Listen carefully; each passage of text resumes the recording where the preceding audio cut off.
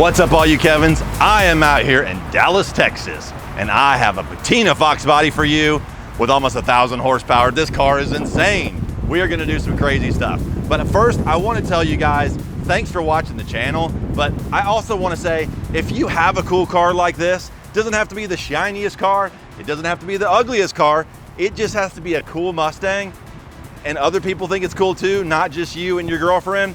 If they think it's cool, like, send it to me, all right? Send me an email, foxbodyfx@gmail.com, or Instagram DM me or Facebook or wherever you're at. I would love for you guys to let me know what's out there that you want to see on video. So that's my favorite thing to do on the channel, is to review cool Mustangs. So make sure you send them to me. That helps me to find them. I appreciate it. And thanks for watching. You guys have been awesome watching all the videos and stuff, so keep it going. You can Thomas. Okay, whatever you like. I like Tom. It's right. short, less characters. It's easy to spell. Let's It do spells Mott backwards. Who doesn't like Mott? Who doesn't like Mott? Yeah. I got Tom out here with this crazy Patina Fox. We're in Dallas, Texas. And I know you've already seen through all the beautiful B-roll footage I've been collecting for you, this glorious splatter paint job. Let's just start right out of the gate, because everybody watching the video right now, Tom, they're wondering what in the world happened. So just tell us what happened here. All right, so basically what happened is I am an abstract artist, and one day I just decided to make my car not look like anyone else's. When I first got in this community, basically what it was is I noticed everybody wanted to have a beautiful car, spend a lot of money on paint and body, and I love that, and I love all those cars, so no offense, you guys. However, none taken. I wanted mine to stand out. At first Foxbody show I ever went to, I had trouble remembering which car I really liked because they all seemed really familiar. This was a way for me to stand out. The rule with mine is that I didn't mind if you actually liked the car or you didn't like the car. I wanted you to talk about it on the way home.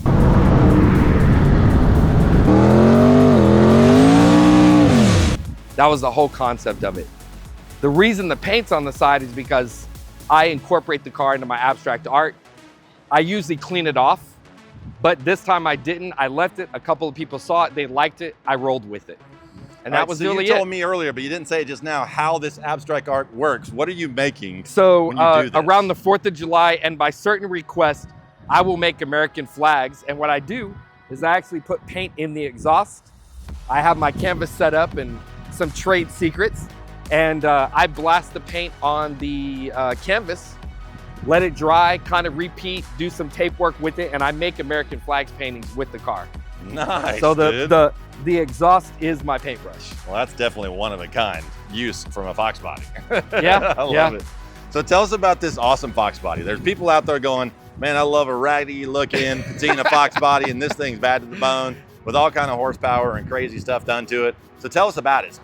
So basically, the engine was built by a company in Arkansas called Kuntz.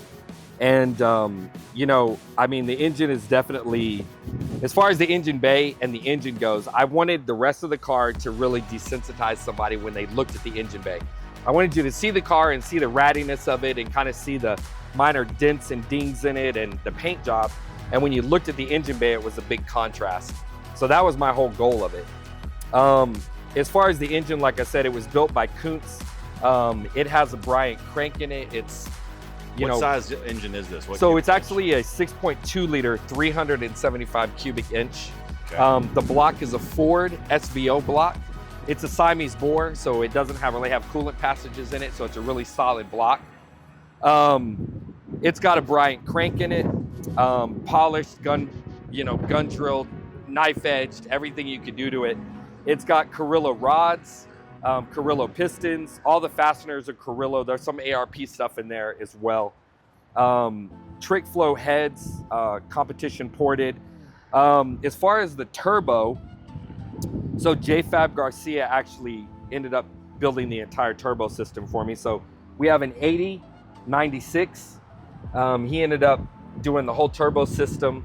And a few other little things here and there, you know, anything that needed to be welded, because he's, you know, fabricator, anything that needed to be welded or anything like that, he took care of it. He actually made this. So this is actually a Holly high rise. And at the time, we really didn't have too many of those on Fox bodies. There's still not a lot now, but he wanted to do something different, so we got rid of the top of it, and he actually custom fabricated that top piece for me. I know everybody thinks it's an LS, right? So when I'm driving down the road, especially with my 6.2 badges, not that there's a problem with that. I'm just saying there's a lot of conspiracy about it. Yeah. But everything else, as far as the engine being put together in the 1990s red and blue, Doug Jurgen at Foxwerks, he really put the car together. I mean, anything that I said, man, hey, I needed this, or I didn't know how to do it, he really was able to come through with it.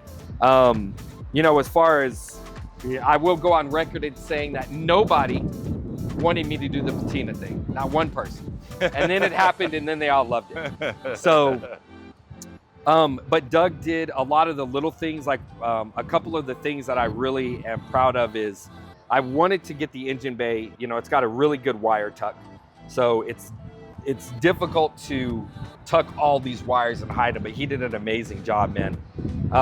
Things like, getting rid of the power steering, right? So there's a manual rack on it. Getting rid of the brake booster and going with manual brakes. The windshield wiper motor, is gone. So it is gone, but we have relocated in our fender well, we've actually relocated the wiper motor in there. The wipers do work. I can testify. Yeah, so basically the wiper motor was basically turned into here. The geometry was reset. We punched a hole into here and welded a rod and got the geometry working. So I still had the appearance of a cleaner engine bay. However, the engine does have a pretty unique oiling system to it. It actually has a constant lifter oiling system. So there are copper tubes that are in the valley that have actual individual squirters that go onto each and every one of the lifters. So it has a really neat system. It does that. It keeps oil constantly flowing on them. The other cool thing about it is that it's been O-ring. So it's an O-ring block to match the heads, obviously. But I'd say, for the most part, that's, as far as the engine goes, it can handle an obscene amount of horsepower. Nothing that I would ever test, but it's fine where it is right now. I cruise around at about 800, no problem there.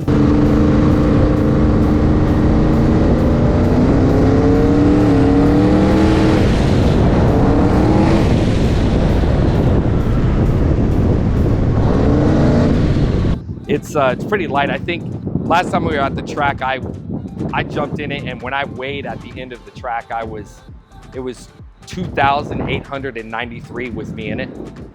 So it's definitely pretty gnarly. Be careful when you pull up on a fox in the wild. Yeah, yeah.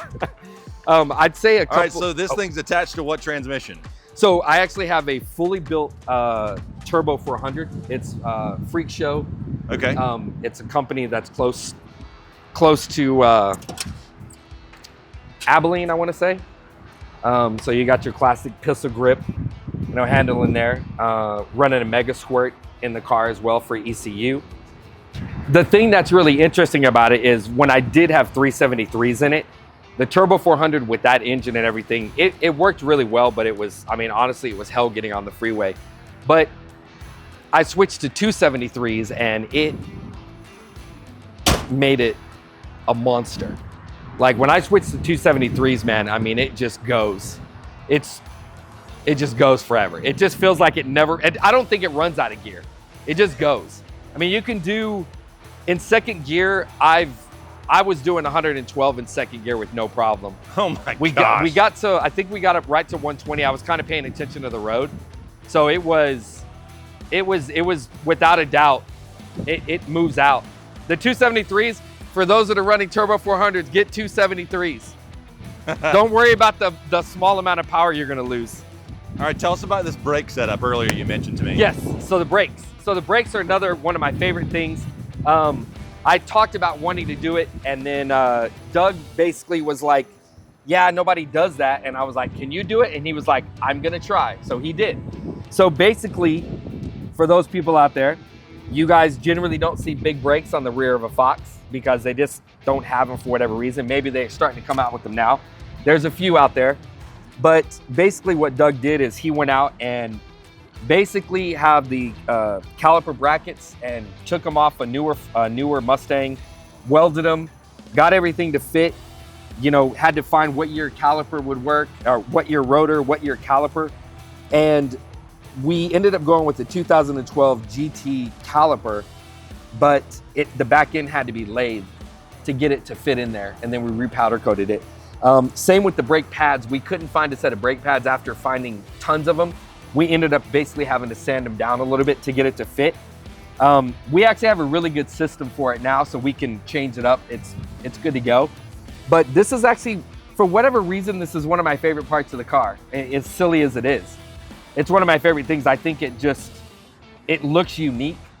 And I just visually like the way it looks. I like brakes. No, look, I have seen no one do that.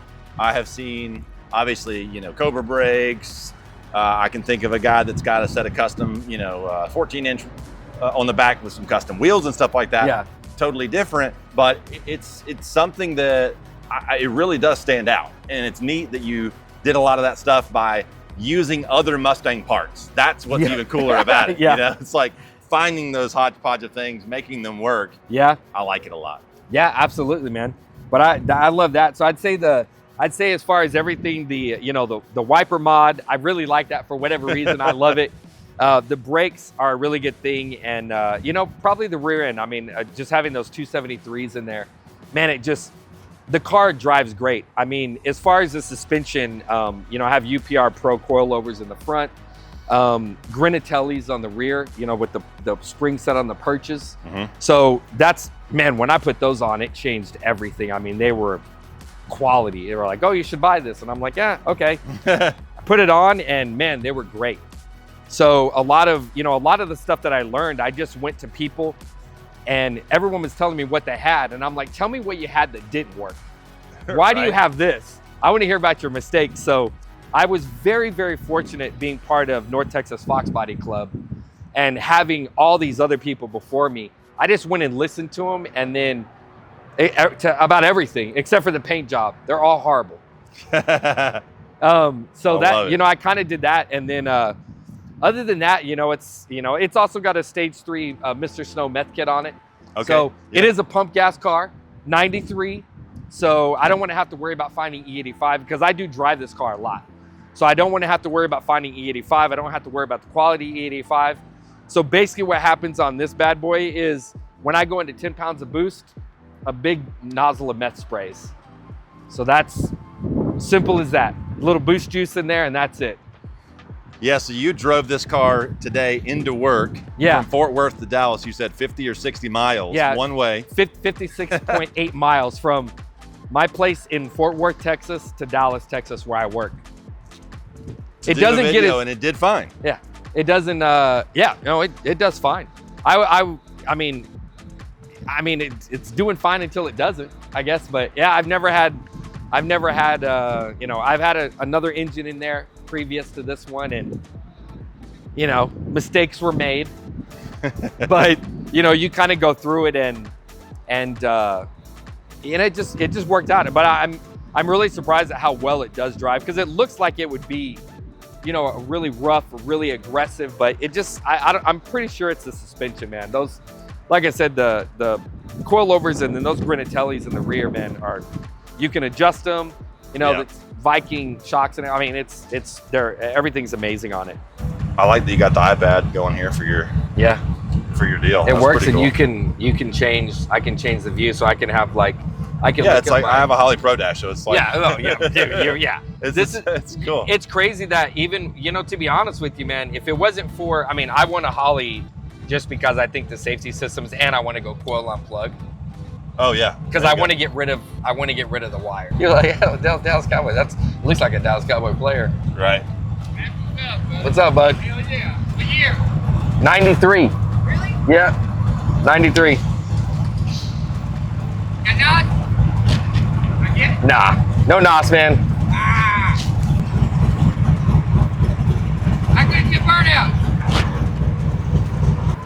Uh-oh. We have a person. Oh, dang.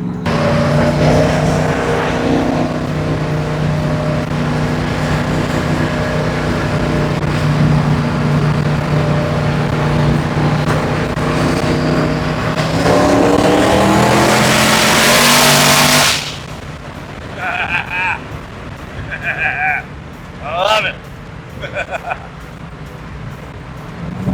And in the tunnel, bro. I know. It sounds monstrous. I love it.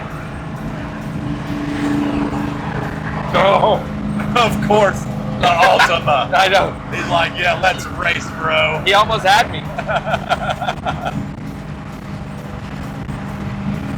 I tell you what, man. In Texas, you got to worry about the trucks, dude. Oh yeah. The pickup trucks are they're just nasty out here, dude. There's 1,000 horsepower F-150s Everywhere. everywhere, dude. Everywhere. All-wheel drive, they'll smoke you on the line. And if you're racing to like 130, dude, if you're just a little bit behind, I don't care how light you are, it's going to be hard to catch them. Not that I've ever engaged. That's right. Of course not.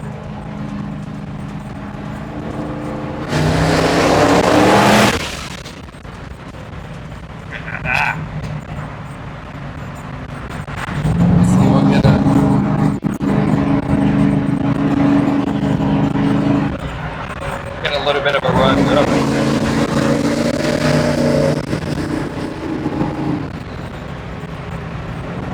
I'll take this exit up here unless.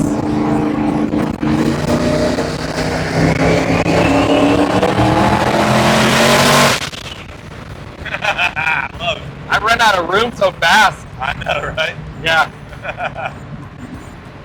And man, that was 40, that's 48% throttle. All right, so give us some advice.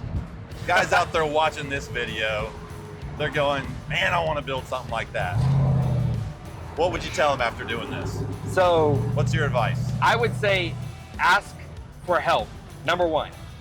Ask for help. And now, look, some of you guys are going to be way more mechanically inclined than myself, right? But I would still say ask for help.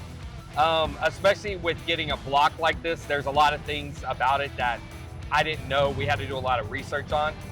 But take your time. The mistake that I made was that I was fortunate enough to have the ability to get everything done really quick, right? And that was a mistake because there were things that I did. For instance, I put a 302 in this at one point.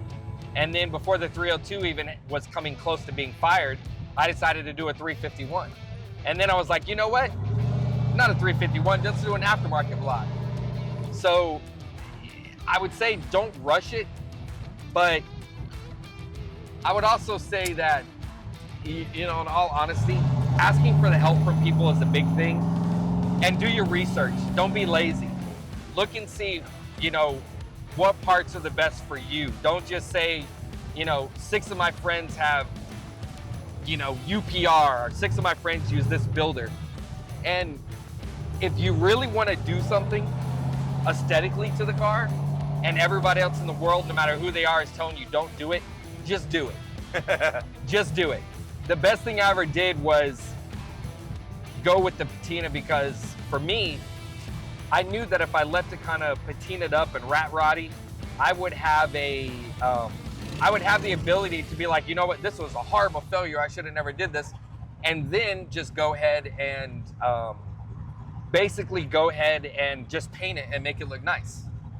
But if I would have ever painted this car and made it look nice, I would have never went with the patina look, because I would have, you know, I literally wouldn't have done it.